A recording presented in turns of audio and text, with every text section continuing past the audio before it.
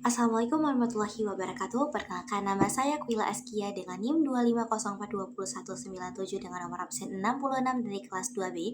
Di sini saya akan membahas tentang studi kasus Fear of Missing Out atau FOMO. Baik, saya akan membacakan narasinya terlebih dahulu. Rizky Maulana, mahasiswa semester 4 dari keluarga menengah, merasa tertekan setiap membuka Instagram dan TikTok. Teman-teman di kampusnya selalu tampil mewah. Liburan ke Bali setiap weekend, koleksi outfit branded terbaru, nongkrong di cafe hits seharga 100.000 per minuman. Rizky mengalami FOMO atau Fear of Missing Out yang parah. Ia mulai meminjam uang dari temannya, menggunakan pay later secara berlebihan, bahkan menyembunyikan kondisi ekonomi aslinya dari orang tua. Total utangnya sudah mencapai 3,5 juta rupiah, lebih dari uang saku bulanannya. Yang lebih menggelisahkannya, ia mulai merasa dirinya tidak cukup dan tidak layak bergaul dengan teman-temannya. Ia membandingkan highlight reel kehidupan orang lain dengan kehidupan nyatanya yang penuh kekurangan. Salat mulai ditinggalkan, prestasi akademik merosot, dan ia menjadi mudah marah serta depresi. Baik, saya akan menjelaskan bahwasannya media sosial membuat kita sangat mudah melihat pencapaian, gaya hidup, atau kebahagiaan orang lain. Akibatnya banyak orang mulai merasa bahwa hidupnya kurang, tertinggal, atau tidak sebaik orang lain. Nah, perasaan ini dapat menimbulkan rasa iri, cemas, sulit bersyukur, bahkan merasa tidak puas terhadap nikmat yang sudah diberikan Allah.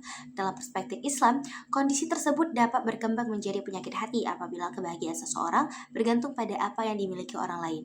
Islam mengajarkan kita untuk memiliki sifat syukur dan qanaah, yaitu merasa cukup atas rezeki yang telah Allah berikan. Allah Subhanahu wa taala berfirman dalam Quran surah Ar-Ra'd ayat 28. Ketahuilah, hanya dengan mengingat Allah hati menjadi tentram. Ayat ini mengingatkan bahwa ketenangan hati tidak berasal hanya dari validasi sosial, tetapi dari kedekatan kita kepada Allah. Selanjutnya, kita membahas perbedaan antara menikmati rezeki dan sikap israf atau berlebihan. Islam tidak melarang umatnya menikmati dunia, memakai barang yang bagus, pergi berlibur, atau membeli sesuatu yang diinginkan merupakan hal yang diperbolehkan selama sesuai dengan kemampuan kita dan tidak melalaikan kewajiban. Bagaimana Islam memandang perbandingan sosial? Media sosial juga sering memicu social comparison atau kebiasaan membandingkan diri dengan orang lain. Ketika terlalu sering membandingkan diri sendiri, seseorang dapat merasa rendah diri, iri, sulit bersyukur, dan merasa tertinggal dalam hidup. Padahal, setiap orang memiliki jalan hidup, ujian, dan rezekinya masing-masing. Rasulullah SAW bersabda, "Lihatlah orang-orang yang berada di bawah kalian, dan janganlah melihat orang yang berada di atas kalian." Hadis riwayat Muslim. Hadis ini mengajarkan kita agar lebih mudah bersyukur dan tidak terus-menerus merasa kurang. Dalam Islam, keberhasilan orang lain seharusnya menjadi motivasi untuk memperbaiki diri, bukan menjadi alasan untuk iri ataupun untuk membenci. Nah, karena sesungguhnya ukuran kemuliaan seseorang bukanlah harta, jabatan, ataupun popularitas, melainkan ketakwaannya kepada Allah.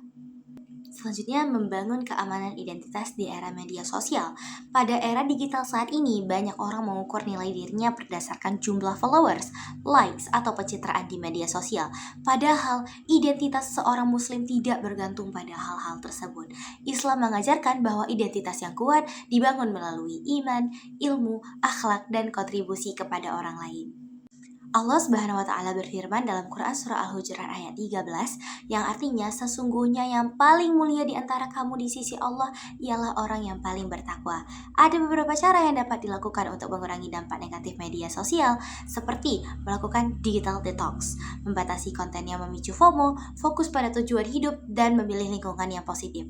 Melalui cara-cara tersebut, seseorang dapat membangun rasa percaya diri yang lebih sehat dan tidak mudah terpengaruh oleh standar kebahagiaan yang ditampilkan di media sosial. Sebagai penutup, perlu kita ingat bahwa nilai dari seorang muslim tidak ditentukan oleh apa yang ditampilkan di media sosial, melainkan oleh kualitas iman, akhlak, dan manfaat yang diberikan kepada orang lain. Sekian presentasi dari saya. Wassalamualaikum warahmatullahi wabarakatuh.